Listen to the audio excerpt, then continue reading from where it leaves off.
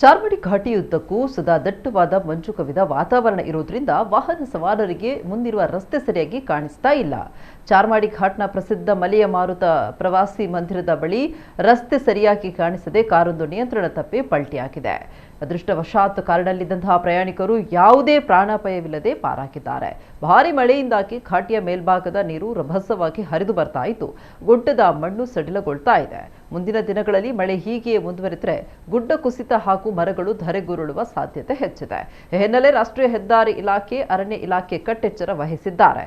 ಪ್ರತಿನಿತ್ಯ ಸಾವಿರಾರು ವಾಹನಗಳು ಈ ರಸ್ತೆಯಲ್ಲಿ ಸಂಚರಿಸುವುದರಿಂದ ಚಾಲಕರು ಮುಂಜಾಗ್ರತೆ ವಹಿಸಿ ಅತ್ಯಂತ ನಿಧಾನವಾಗಿ ವಾಹನ ಚಾಲನೆ ಮಾಡುವಂತೆ ಪೊಲೀಸರು ಸೂಚಿಸಿದ್ದಾರೆ. ಪ್ರವಾಸಿಗರು ಕಿರಿದಾದ ರಸ್ತೆಯ ಮಧ್ಯದಲ್ಲೇ ವಾಹನಗಳನ್ನು ನಿಲ್ಲಿಸಿ ನೃತ್ಯ ಮಾಡುವುದು, ರೀಲ್ಸ್ ಮಾಡುವುದು, ಧೂಮಪಾನ ಹಾಗೂ ಮದ್ಯಪಾನದಂತಹ ಅನಗತ್ಯ ಚಟುವಟಿಕೆಗಳಲ್ಲಿ ತೊಡಗಿಸಿಕೊಳ್ಳುವುದು ಹೆಚ್ಚಾಗಿದೆ. ರಸ್ತೆ ಬದಿಯ ಅಪಾಯಕಾರಿ ಕಲ್ಲು ಬಂಡೆಗಳನ್ನು ಏರೋದು ಹಾಗೂ ಪ್ರಪಾತದ ತಡೆಗೋಡೆಗಳ ಮೇಲೆ ನಿಂತು ಸೆಲ್ಫಿ ತೆಗೆದುಕೊಳ್ಳುವ ಸಾಹಸಕ್ಕೆ ಪ್ರವಾಸಿಗರು ಕೈ ಹಾಕ್ತಾ ಇದ್ದಾರೆ. ಘಾಟಿ ಪ್ರದೇಶದಲ್ಲಿ ಪೊಲೀಸರ ಗಸ್ತು ನಿರಂತರವಾಗಿದ್ರೂ ಪ್ರವಾಸಿಗರ ಈ ಆಟ ಟೋಪಗಳಿಗೆ ಸಂಪೂರ್ಣ ಕಡಿವಾಣ ಹಾಕಲು ಸಾಧ್ಯ ಆಗ್ತಾ ಇಲ್ಲ.